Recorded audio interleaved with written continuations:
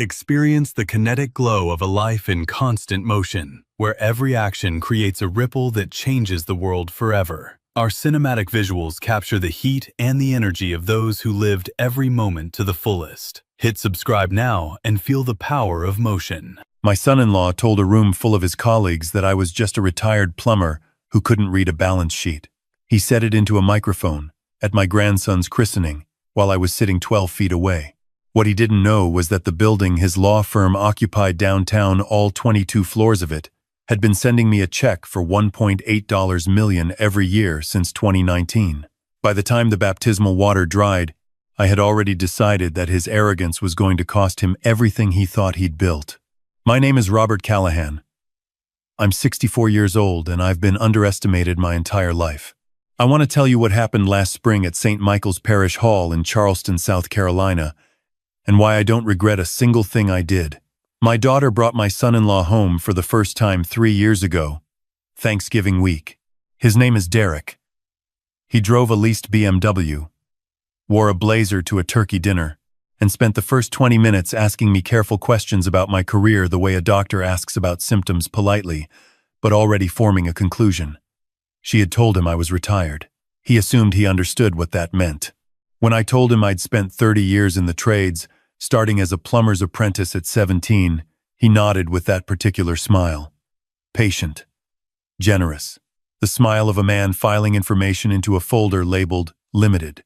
He was a partner at a downtown corporate law firm, the kind of practice that represents developers and hedge funds, and people whose problems require expensive discretion. He was proud of what he'd built, and I respected that. What I didn't respect was the way he started treating my history, like an explanation for why I needed his help understanding things. The comments were never cruel outright. That's the thing about men like my son-in-law. They're too smart for cruelty. Instead, it was precision. At Christmas dinner that first year, when I mentioned I'd been looking at properties in the industrial corridor south of the city, he laughed and said, "Dad, that market is incredibly complex. You really need institutional knowledge to navigate it." He called me Dad like he was patting a child on the head. My daughter laughed softly and moved the conversation somewhere safer. I let it go. I let a lot of things go. When my grandson was born 18 months ago, I watched my son-in-law introduce me to his partners and their spouses at the hospital with the same formula every time. "This is Susan's father. Retired tradesman. Great guy. Very salt of the earth." Every time. Salt of the earth. Like I was a character in a story about humble people who meant well but couldn't quite keep up. My daughter stopped correcting him. That was the part that hurt most.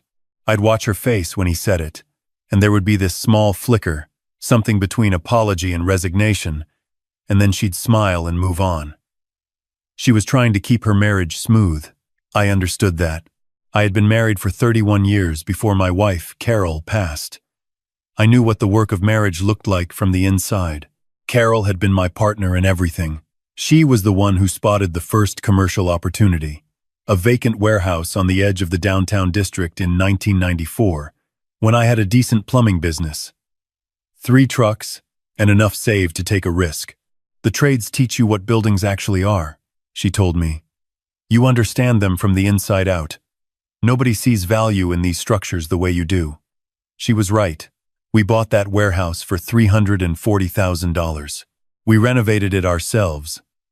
I did most of the mechanical work, hired a structural engineer I trusted, and spent 8 months turning it into leasable commercial space. We sold it 4 years later for $1.1 million. We did it again. And again. Quietly.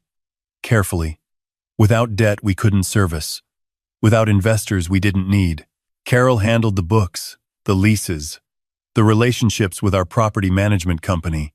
I sourced the buildings, evaluated the bones, managed the renovations. By the time she passed 6 years ago, Callahan Properties LLC owned 14 commercial buildings across the Charleston metro area. I spent the next 4 years continuing what we'd built together because that was the only way I knew how to honor her. The portfolio now stands at 23 properties. Total value, according to last year's appraisal, just over $210 million. I never told my daughter the full scope of it. We had our reasons, Carol and I. The same reasons most parents with quiet wealth have. We wanted her to build her own confidence, her own career, her own identity. She did. She's a nurse practitioner running her own practice. She earned every credential she has. We were proud of her in the specific way you're proud of someone who did it themselves. But she married a man who needed to be the most successful person in any room. And silence, I eventually learned, can be misread as confirmation. The christening was held on a Saturday in April. My grandson, 8 months old, completely indifferent to the ceremony around him, was dressed in the baptismal gown that had been in my wife's family for 4 generations. The parish hall reception afterward was the kind of gracious Southern event my son-in-law had been looking forward to. His partners were there, his managing partners, 2 federal judges he knew socially, about 90 guests in total, the kind of crowd where reputation is currency and first impressions compound. I arrived early to help set up, which my son-in-law had noted with visible discomfort. "You really don't have to do that, Dad," he'd said the night before. "We have a catering team." I came anyway. I carried chairs. I liked carrying chairs. I've never seen anything diminishing about useful work. The trouble began during the cocktail hour, when my son-in-law was holding court near the bar with 3 of his partners, and a man I didn't recognize but would later learn was a senior partner from their firm's parent organization in Atlanta, a man named Graham Mitchell who had flown in for the weekend. I was nearby, holding my grandson, when I heard the conversation shift toward commercial real estate. Their firm was apparently in the middle of a significant lease negotiation for their downtown office space. The building at 14 Meridian Street, 22 floors, primary location. I knew the building well. I'd owned it for 4 years. Graham Mitchell was asking about the ownership structure. "You know anything about the landlord entity?" he said. "We've been trying to get a face-to-face with someone at Callahan Properties for 6 months. Their management company keeps redirecting us." My son-in-law shook his head. "Shell company, probably. Some investor group out of Atlanta. Or Charlotte. These passive holding structures are everywhere now. Nobody local that size stays local." He swirled his glass. "Which is exactly why you need counsel who understands how to pressure a faceless LLC." He laughed. His colleagues laughed. I kept my face neutral and looked down at my grandson, who was grabbing my collar with great seriousness. 10 minutes later, my son-in-law found an audience, the way he always found an audience, and gave the performance I should have anticipated. He had been drinking since noon, which loosened the precision he usually kept around his condescension. He called for attention, tapped his glass, and gave a toast to his son. It was warm for the first 2 minutes. And then it turned. "I want to say something about family," he said, his voice carrying across the hall. "About where we come from. Susan grew up in a household of honest, hard-working people. Her father," he gestured toward me with his glass, "spent his career keeping the pipes running, making sure the lights stayed on. The invisible work that holds everything together." Polite murmurs. People were still smiling. "Now, Robert will be the first to tell you he doesn't understand the world Susan and I work in. Corporate law, commercial development, institutional finance. It's a different language." He laughed lightly. "And that's fine. That's perfectly fine. Not everyone is built for that world." He raised his glass higher. "What matters is that Susan came from people who worked hard with their hands and never asked for more than they earned. That kind of humility," he paused for effect, "is exactly why she turned out the way she did. Because she had to rise above her circumstances on her own terms." The room applauded. A few people looked at me with kind expressions. The expressions people give a dignified dog who has just been complimented on his temperament. My daughter was watching me from across the room. Her face had that flicker again, but this time it didn't resolve into a smile. I handed my grandson to his great-aunt, picked up my jacket from the back of my chair, and walked to the microphone stand that the catering team had set up near the small podium. My son-in-law was still standing at the front of the room. He saw me coming, and his expression shifted barely. But I'd been reading people for 64 years. "I don't want to interrupt the celebration," I said into the microphone. The room was already quiet. But since Derek brought up the subject of work and ambition and what we pass on to the next generation, I'd like to add something. My son-in-law relaxed slightly. He thought I was going to offer a gracious counterpoint, that I was going to affirm his narrative with different words, that I was going to be salt of the earth. I reached into my jacket pocket and set a business card on the podium. Small, clean, white cardstock with navy letters. Derek, you mentioned the lease negotiation at 14 Meridian Street. His expression changed. I've been meaning to properly introduce myself to Graham Mitchell. I looked toward the Atlanta partner. Mr. Mitchell, my name is Robert Callahan.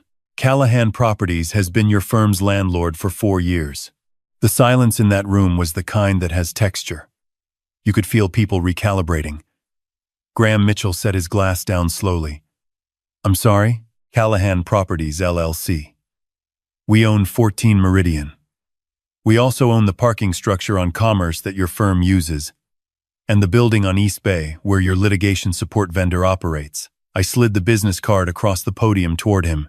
Your people have been trying to reach us through our property management company. I apologize for the delay. I prefer to handle things in person. My son-in-law had stopped breathing. I could see it from where I was standing. Graham Mitchell walked to the podium, picked up the card, and read it. He read it twice. Then he looked at Derek with an expression that was entirely professional, and therefore entirely devastating. Derek, he said quietly, did you know about this? Derek's mouth opened. Nothing came out. My daughter had moved closer. She was standing 15 feet away now, very still. I should have introduced myself properly from the beginning, I said to the room, not unkindly. That's on me. Carol, my wife, who passed 6 years ago, she always said I was too comfortable being invisible. I paused. She built this company with me. Started in 1994 with a single warehouse, 23 properties now. I still carry chairs because I like carrying chairs. But I do understand balance sheets. One of Derek's partners, a woman named Helen who had always been pleasant at family events, put her hand over her mouth. Not from cruelty. From the specific shock of watching a narrative collapse in real time, Derek found his voice. This isn't Dad. I don't understand how you... He stopped, recalculated. And then, because he was who he was, he chose the wrong door. Can we verify this? Because frankly, this seems... Derek. Graham Mitchell's voice was quiet and absolute. I'm just saying, Derek. Stop. The room had the quality of a held breath. I pulled a folded document from my inner jacket pocket. I had brought it not because I planned to use it, I had hoped I wouldn't, but because Carol had taught me that preparation is just another form of respect for your own work. This is the deed of ownership for 14 Meridian Street, recorded with the Charleston County Register of Deeds, December 2020, Callahan Properties, LLC, sole owner. I said it on the podium. Your current lease runs through March 2027. Annual rent, $1.8 million. Graham Mitchell picked up the document. He spent 30 seconds reading it. Then he straightened up, buttoned his jacket, and extended his hand to me. Mr. Callahan, I apologize that we haven't met sooner. I've heard your company's name in connection with half the quality commercial inventory in this city. Carol deserves most of the credit for that reputation, I said. She had standards I'm still trying to live up to. Derek sat down heavily in the nearest chair. His face was the color of old chalk. What happened next was not the moment I would have chosen. But Derek chose it. He stood back up. Whatever composure training his legal career had given him had burned away entirely, and what was underneath was something smaller and more frightened than the man who had toasted me 20 minutes ago. He walked to the center of the room and addressed the guests with the desperation of someone trying to reframe a story while the frame is still falling. I want everyone to understand something, he said, his voice too loud for the space. I don't know what documentation he has, but I've been negotiating this lease for 2 years, and in 2 years, nobody at Callahan Properties has identified themselves as... That's because I communicate through my property management company, I said calmly. The same way you communicate through associates. We're not so different in that respect. You deliberately hid this from me." His voice cracked on the word deliberately. "I didn't hide anything.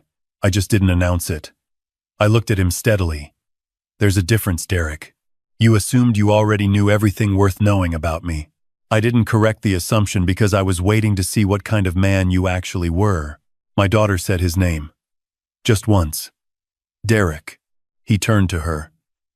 "Susan, you have to see what's happening here. Your father, just in front of my colleagues. My father," she said slowly, "just introduced himself. That's what happened. The reception didn't recover. It didn't need to. My grandson, blissfully unbothered by all of it, had fallen asleep on his great-aunt's shoulder and looked like a small philosopher who had already resolved the questions the rest of us were still working through.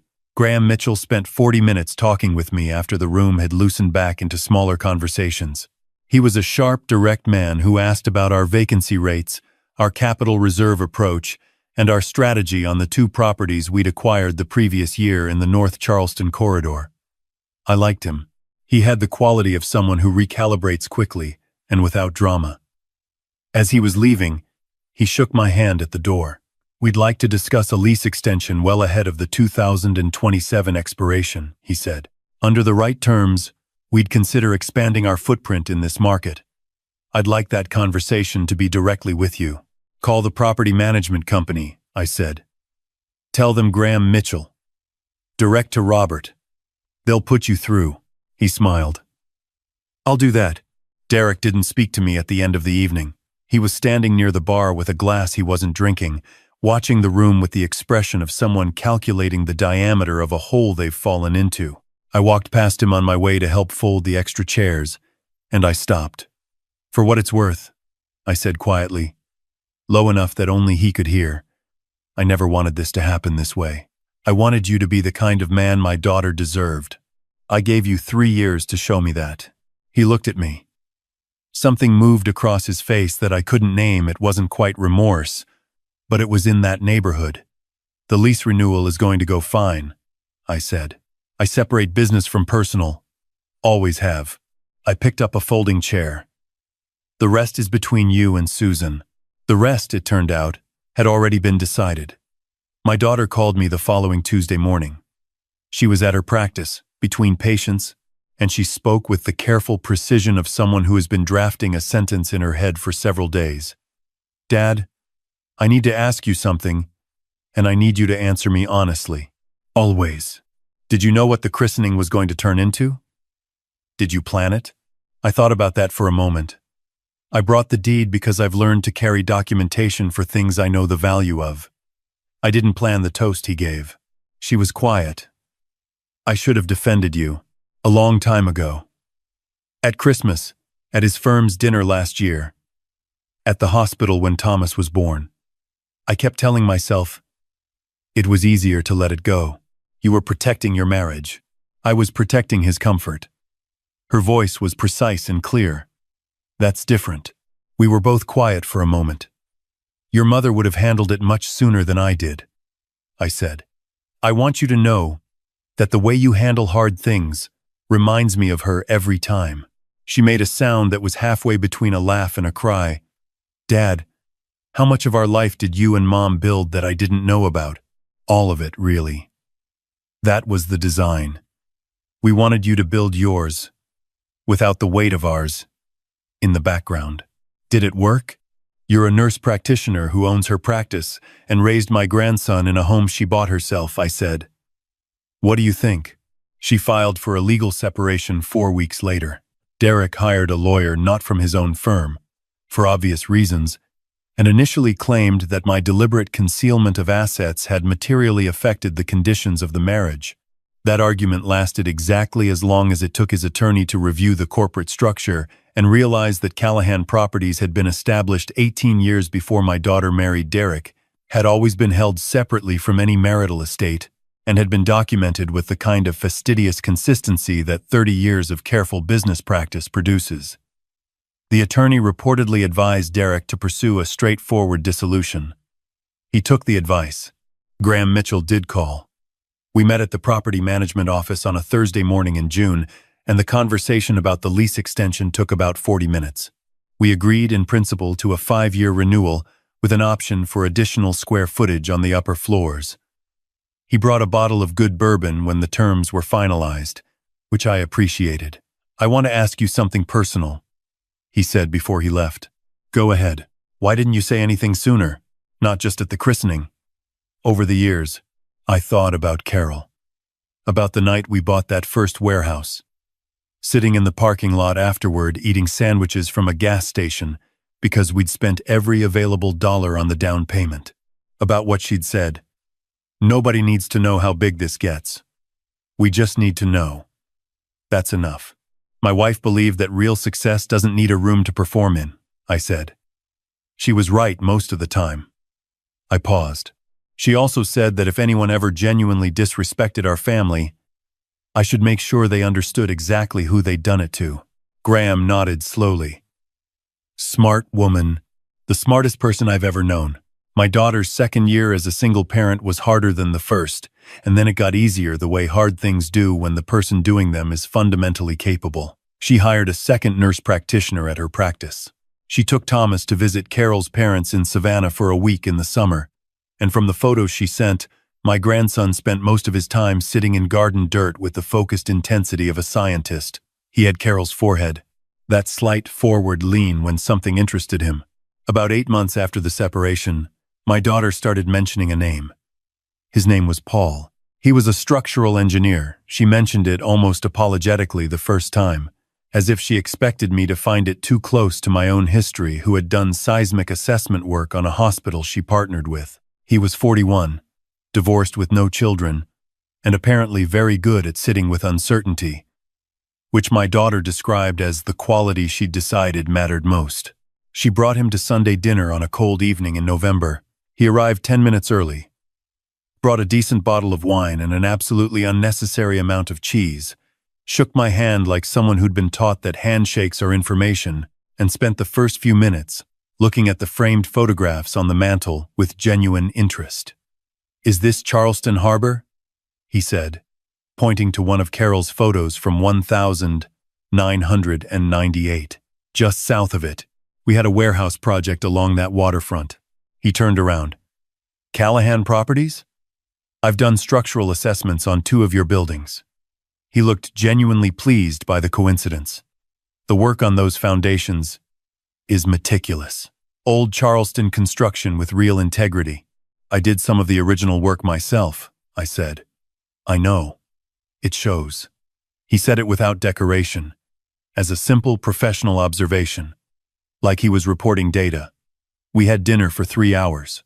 He asked questions about foundation techniques in the Charleston climate, about how the transition from trade work to property development had changed the way I evaluated buildings, about what Carol had understood about real estate that I hadn't at first. He listened to the answers completely, the way engineers listen, processing, connecting, occasionally asking a follow-up that told you he'd actually heard what you said. After dessert, while my daughter was in the kitchen with Thomas, he leaned forward slightly. "Mr. Callahan, Susan has told me about the christening. About Derek." He paused. "I want you to know that I understand what your daughter is. I'm not here because of your company or your buildings or anything other than the person she is. I thought you should know I know the difference." I looked at him for a moment. "I believe you," I said. "But I'll know for certain in about 2 years." He smiled. "That seems fair. What I knew for certain much sooner was the thing that mattered more than any of the rest of it." When he got up to help clear the table, just got up, no announcement, no performance, the way people do when helping is simply the obvious thing. My daughter looked at him across the kitchen with an expression I recognized. Relaxed, unguarded, the expression of someone who isn't managing a room. She hadn't looked like that in years.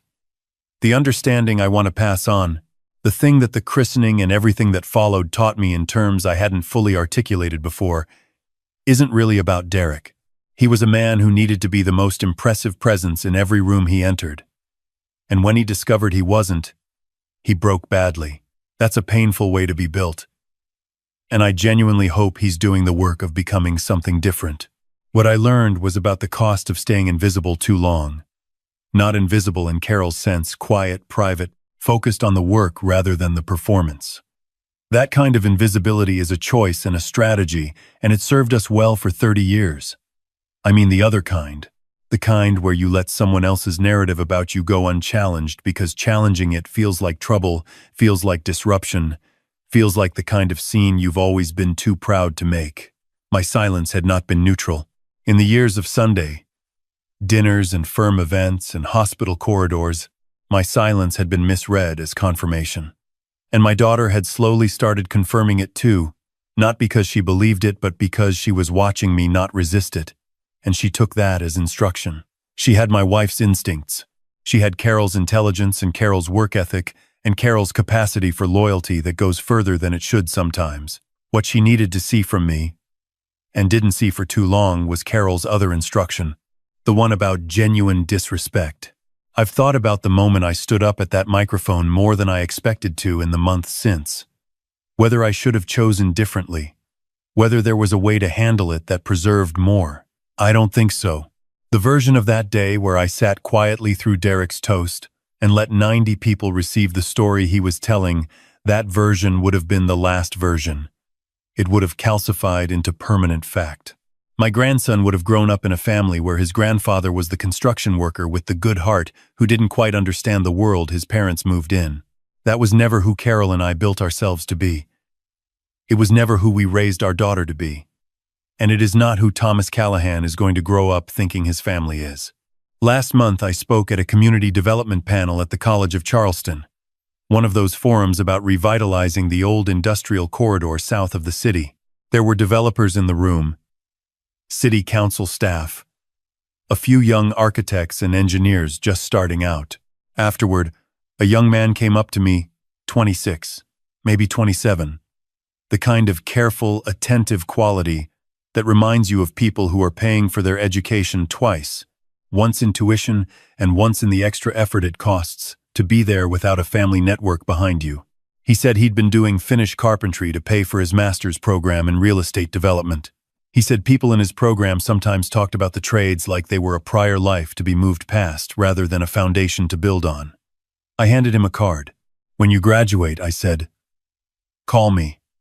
Not because I'm doing you a favor, because people who understand what buildings actually are from the inside, from the bones, are the people I want involved in what comes next. He looked at the card for a moment. Then he looked up. I'll call, he said. I believed him, and I believed that Carol, somewhere in the particular silence she occupies now, was satisfied with how the story turned out. Not because the arrogant man was humbled. That part was almost beside the point, but because our daughter stood in a parish hall on a Saturday afternoon and told her husband, with 3 words and a steady voice, that he had said enough. That's what 30 years of quiet building produces, if you do it right. Not just the buildings, the people. That's worth more than proving anything to anyone. It always has been.